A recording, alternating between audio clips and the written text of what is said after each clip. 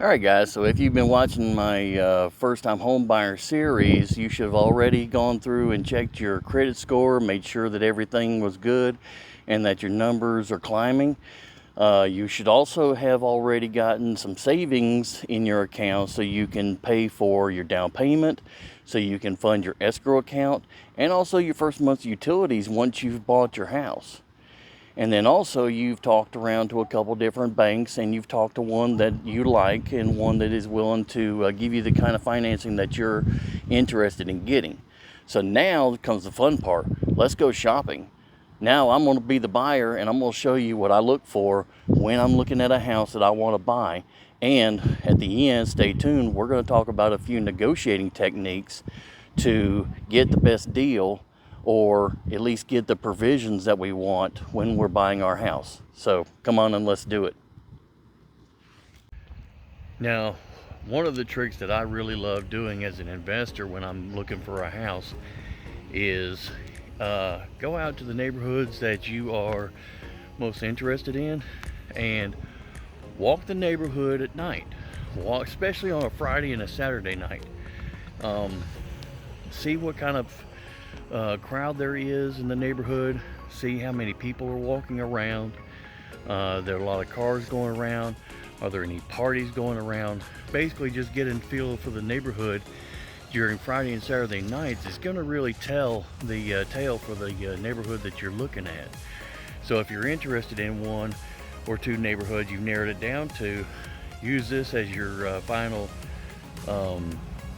judging point to really hone in on deciding whether or not it's a neighborhood that you want to put the roots down on and make an offer on a house in that area. So the first thing you want to do when you get to a house that you might want to buy is step back and look at the overall property as a whole. Make sure the property lines are where they're supposed to be and see where the property lines actually are. Sometimes a property is advertised smaller than it actually is because a certain section of the property has actually grown up or has become inaccessible. Now, as you're checking over the entire property, walk around the house and check the outside. You want to look at the roof and see if it looks good. If it's got some staining or streaks in it, then that's indications that the roof might be a little bit aged. Now, whether the house is a brick exterior, vinyl exterior, or stucco, make sure to pay attention to the exterior walls and see if there's any cracks, any pieces that are falling off, any parts that are loose. You know, don't be afraid to tap on them or move them or push them around and see if they're about ready to fall off, because that might be a repair you would have to do later on. Also, while you're outside, you may not be a professional at some of this stuff, but your eyes will tell you at least if something is wrong or right. Lighting fixtures that are crooked could possibly be loose and ready to fall off. Air conditioning units, usually if they're taken care of, will be in good shape. They'll look good. Won't have any weeds around them.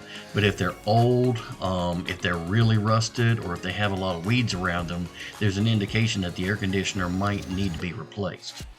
Another thing you might want to look for are soft spots or wet spots around the property.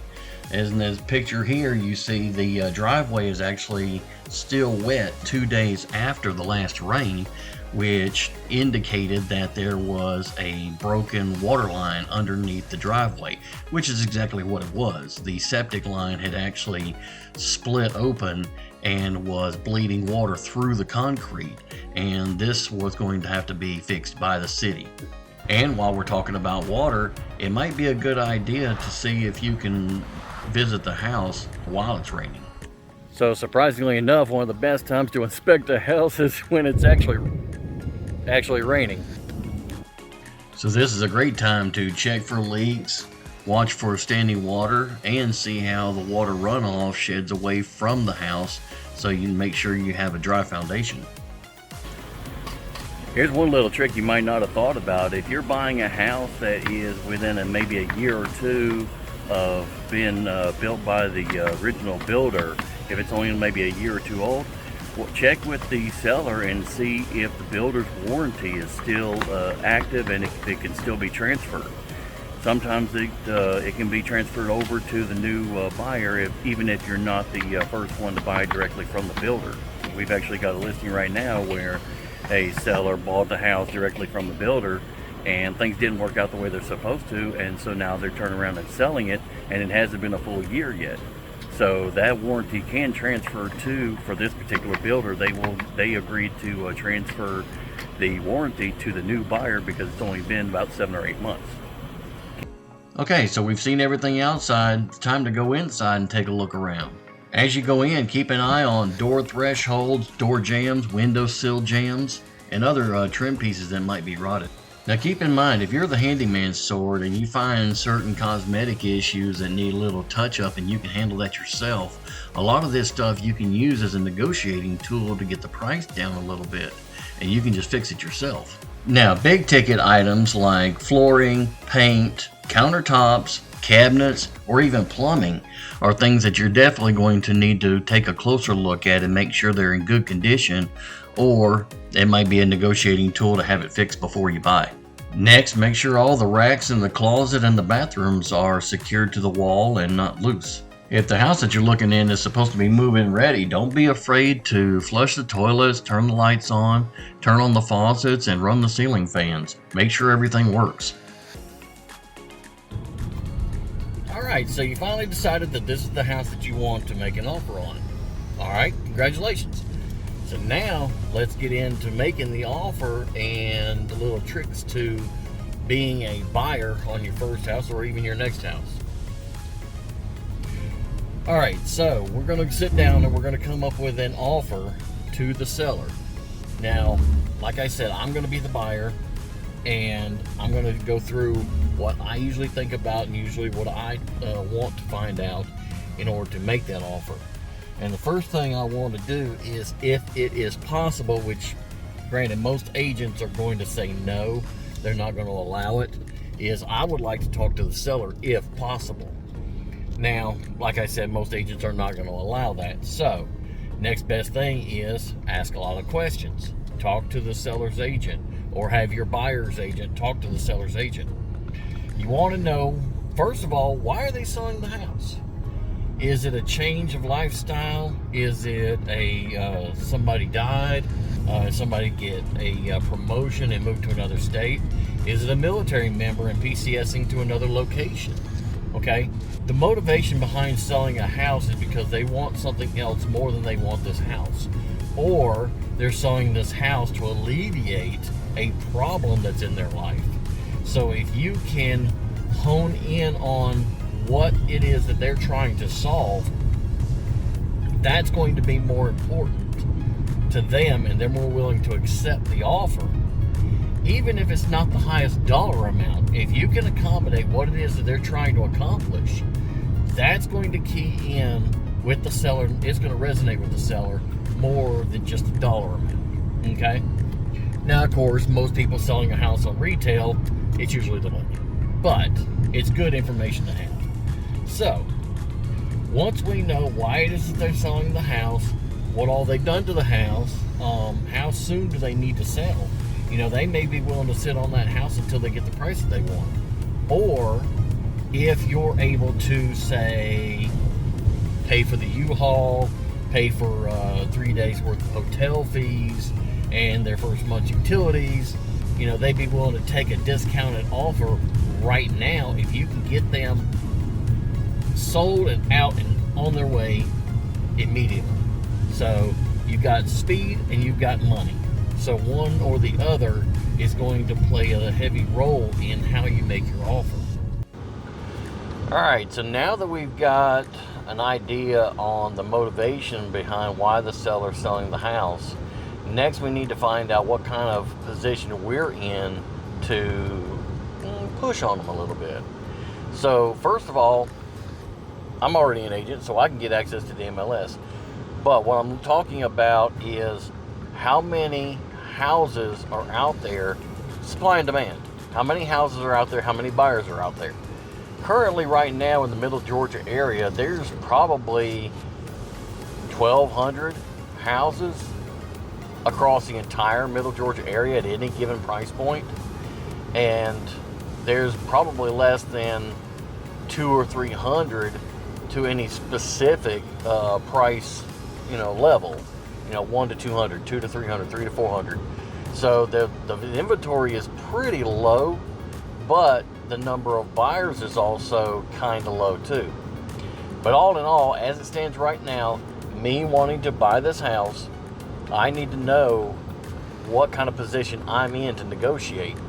So I know that the price point of the house I'm looking at, the price point of the house that I'm making an offer on, there's probably about 100 other houses that would fit the criteria. There are a few more buyers that are looking at that same kind of house. So, with that being said, the sellers that know this, if they have an agent that's worth their salt, and I know I'm an agent that's worth my salt, I know that I can't push on that seller real hard because it's more of a seller's market right now. It's kind of balanced, but it's a little bit more seller's market. If he doesn't like my offer, he knows that he can wait around and somebody else will come in and make another offer fairly soon. Right now, days on market at this given moment is running about 30 to 40 days before they get under contract. The one that we've got right now, it went under contract in 4 days because I'm good. But that's beside the point. It didn't last. It didn't hold up. It fell through, so now it's back on the market again. But I knew that there was another house. There was another buyer coming right behind them. So if you know that you're the only game in town, you can push on them extremely hard and just kind of wait them out. If you know that there's more buyers than there are sellers, even just a little bit, then the seller is usually going to hold off and see if he can't get a multiple offer scenario, or use that as his leverage to get buyers to bid higher. So you need to be aware of what kind of position you're in before you finish that paperwork. If you are working with a buyer's agent, then make sure that they call the seller or the seller's agent and find out, hey, have you had any offers? If you don't mind me asking, are you getting full price offers? Now, a lot of times the seller can answer those questions, but a seller's agent's not allowed to without permission from the seller. So be careful about what you ask for. Have you had any offers? Yes or no. Are you getting any full price offers? Yes or no. Those aren't difficult questions to answer. So try to find out as much information about what they're currently getting, and that will tell you whether or not you can make an offer that's below list price, at list price, or if you know that there's other people that are currently sending offers in, then you may have to either raise the purchase price above list or offer to pay for more of the closing costs, pay for more of the agent's concessions, or not argue about the repairs nearly as much. All those are negotiating points that can be finagled back and forth between the buyer and the seller. And like I said, the more buyers there are out there, the more appealing you need to be to buy that house. Alright, so now that we have our information, now how do we structure the offer? Well, first and foremost, you have to realize everything is negotiable. Especially now that the National Association of Realtors lawsuit settlement has come out with new laws, enforcing laws that kind of already existed. But in Georgia, a buyer's agent usually has their buyer sign a buyer's engagement agreement saying that I will pay my buyer's agent X amount of dollars if the selling or the listing agent does not. Well, now it's changed to where the buyer's agent must have a buyer's agreement with the buyer, and it must stipulate that they will get paid X amount of dollars or X percentage of the purchase price, whichever. And there are stipulations where the seller can offer to pay the buyer's agent separately, pay them directly, and compensate them for bringing a buyer. So you've got the buyer's agent fees, you have the seller or listing agent's fees that are negotiable on who pays that. You've got the closing costs. You have the purchase price. You can negotiate a car. You can negotiate the lawnmower. You can negotiate repairs. You can negotiate leaving the refrigerator, leaving the washer and dryer, leaving the china cabinet. Everything is negotiable. If you see furniture in there that you really like, you can negotiate. If I'm going to pay full price and I want the couch, or if I'm going to pay full price, I want a homeowner's warranty. Or what we're doing right now in an offer that we just got come into the rehab house that I was showing you before on the other video, was we got a offer for more than the asking price, but they wanted a significant amount for the seller to pay closing costs, and it just didn't work out. But the fact of the matter is, price is just price. So there is a lot of different things in the offer that you can negotiate, you can change, you can modify to make it what you want. Now, if you're the buyer, me, the buyer, I've got a VA loan or I've got an FHA loan. FHA, I know for sure. I'm allowed, or correction, the seller is allowed to give me up to 6% seller concessions towards the purchase of the house. Now that means basically a discount or a kickback. So we may sell the house under contract for $250,000, but the seller will give 6% in concessions. Now I can use that 6% to pay for closing costs. I can use it to pay for repairs. I can use it for whatever. I could use it to pay my my buyer's agent. Now there are the next trick.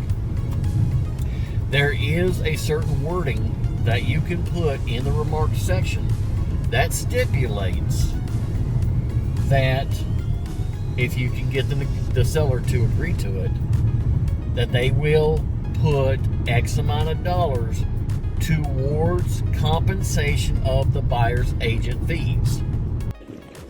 Really? Really, really?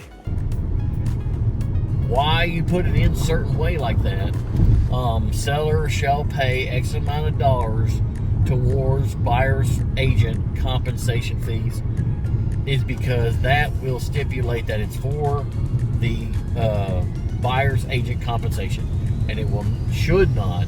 Now check with your own agent, because everybody plays these rules differently, but as far as I've been told, it should not count against the seller's concessions. Another trick would be starting at the listing price,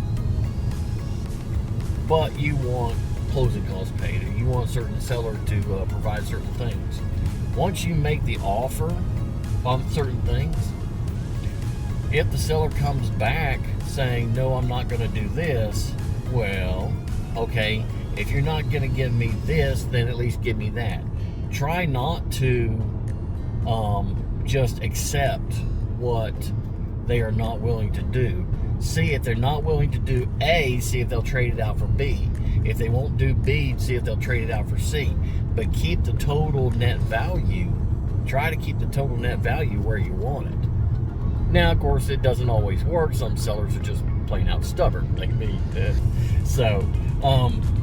But try to make an offer, and there are tactics where you make your bottom dollar offer, and it may be insulting to the seller, but this is business.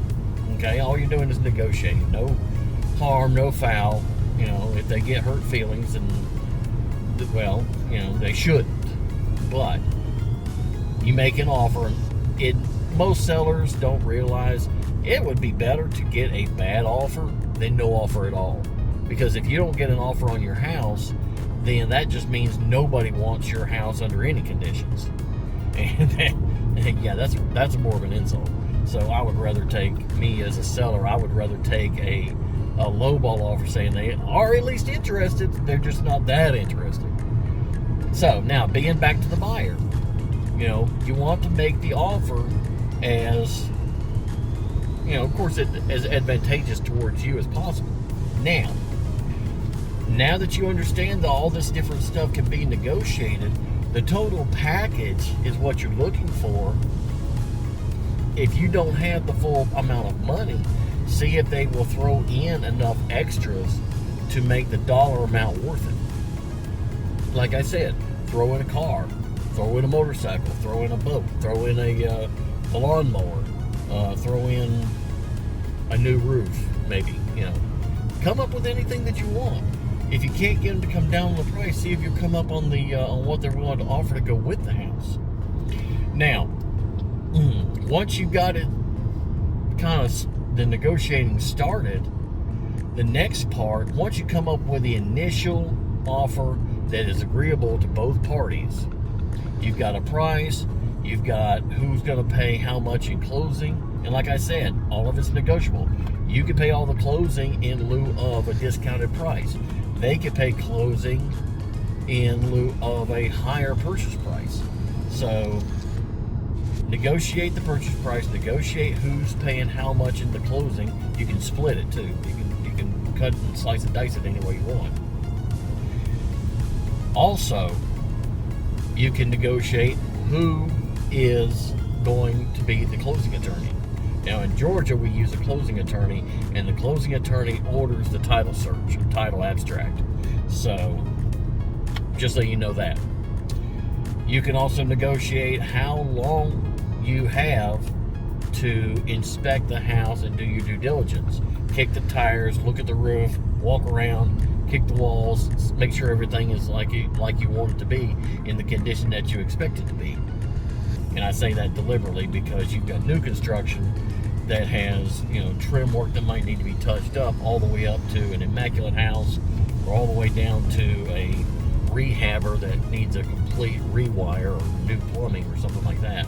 So as long as the house is in the condition that you expect it to be for the purchase price that you want, there you go. So negotiate the attorney. If me personally, I mean, it can go any way you want, but I usually, if I'm pushing to, or if I'm paying the closing costs, especially the attorney fees, if I'm paying the attorney's fees, then I certainly want to be, I want it to be my attorney, the attorney that I prefer. And if I have a reason to use a specific attorney for a specific purpose, then I'm willing to pay for the attorney's fees. So keep that in mind. But there again, that again is negotiable. So you've got the closing costs, you've got the purchase price, you've got the due diligence, which can be 7 days, it can be 10 days, it can be 20 days. You know, it doesn't have to be any particular amount of time. The other part, next part, after the due diligence period, then you've also got your earnest money. So now we've had offers anywhere from $10,000 down to zero. You could offer anything you want, but people have been trained to expect a certain amount of earnest money for a given dollar amount purchase price. And I've been caught doing the same thing. I've made offers where I offered no earnest money. Now, it was special circumstances. They were motivated to get out of here, so I didn't have to offer any earnest money. They knew I was going to do what I was meant to do, and I executed like I was supposed to, so they didn't even think about it. But some people, they do when you're selling a house retail, the seller's going to, and if they don't, the seller's agent is going to pick up on how much you put down in earnest money. $50 means I'm just kicking the tires, and if it doesn't work out, oh well. $1,000 says, yeah, I do want this house, and I'm willing to go a little bit of distance to make sure that I get this house. $5,000 earnest money means I want this house, and I'm going to make sure that I get this house. So it's kind of a gauge on how serious they are. It's not really factual. It's more of a an understood opinion of how serious the buyer is. So if you really want the house, $100,000 house, $200,000 house, $1,000 to $1,500 is sufficient to show them that you're serious. Over $200,000, $250,000, $300,000, $400,000, you might want to go $2,000, $2,500, $3,000 to show them that you're serious. Like I said, it is earnest money, and it will come back to you as long as you, if you don't want the house, you terminate the contract per the conditions of the contract. Meaning, as long as you back out of the contract before the end of your inspection period, which is usually the case, then you're entitled to your earnest money to come back to you. Once any stipulations that say that you are allowed to cancel, as long as those are all gone, then you close out, then you may end up losing your earnest money. So just be aware of that. So now we formulated your offer, and your buyer's agent, or me, we're going to go offer this, make this offer to the seller. Now the seller's going to look over it. There is also a stipulation in there that has sometimes worked. It depends on the personality of the seller. There is a time limit on the bottom of the first page. It says this offer is good until. Well, if today is the first of the month and you put it's only good for today, well, you can if you want to, but that's forcing the seller to make a snap decision, and a lot of people will let the offer go rather than make a rash decision. Oh, I gotta hurry up, I gotta make an answer, I gotta put a yes or no before this time's out. One offer we just recently got, they sent it to us at like 3 o'clock, and it was good until midnight that day. Well, when the buyer and the agent are busy with other things and they don't have time to get together to talk about it, that's like, we got to make a decision in 8 hours. And by contractual law, if it's not signed, and usually it's date stamped, if it's not signed and dated for that day, then that contract's no good.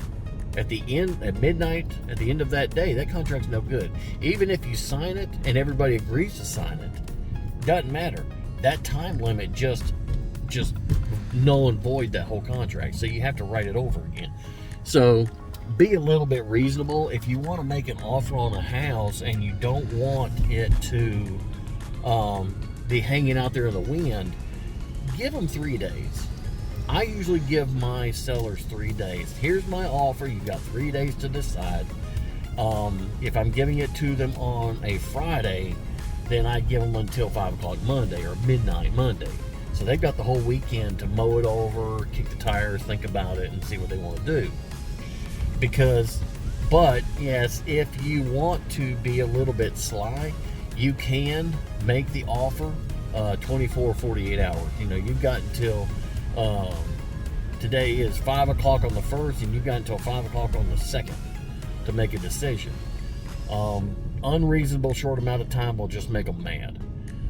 24 hours is probably the shortest time that I would ever try to pull that trick, and I'll usually do it on one that I already know is motivated to move. If I get wind from the seller's agent, or if I get a notion from the seller that, if I sell the house, I sell the house. I'm not in a big hurry. Trying to pull that trick is probably going to just make them mad, and you do not want to make them mad. Another trick is when you look over the house, sometimes there may be the seller may actually be there when you look it over. The agent themselves are probably might be there. If you run across the agent or the seller themselves, do not critique and nitpick the house hoping that you will get them to reduce the price. Now, if there are issues, that's fine. Point out the issues in a very tactful manner, but let them know you love the house. Let them know you appreciate the house.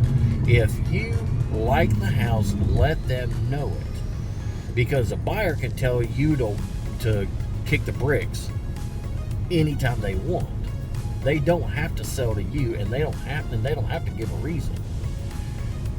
So people do business with other people that they know, like, and trust. And if they think that you really appreciate their house, they own that house, they've lived in that house is their possession, and their possession is their possession. Other people's possessions are just junk. That's just the mindset of the human race. What's mine is mine, and what's yours is whatever. So make them feel good about what they have to offer you. I love the house. I love the trim work, or y'all did a great job with the vaulted ceilings. I really like the choice of ceiling fans that you use. Or where did you get this flooring? I like this stuff. So make them feel good about the house. They will like you. They will be more willing to work with you. And then you say, well, if you don't mind me asking, these windows are cracked. Would you be willing to change out these windows for me? Or there's a couple boards on the back fence that need to be replaced. Would you mind getting those replaced before closing? I love the backyard, but it's really overgrown. Would it be possible that you could have it hacked away before we go to closing? Stuff like that. Make sure that they appreciate what it is that you want, and be nice to them, even if you have to grit your teeth.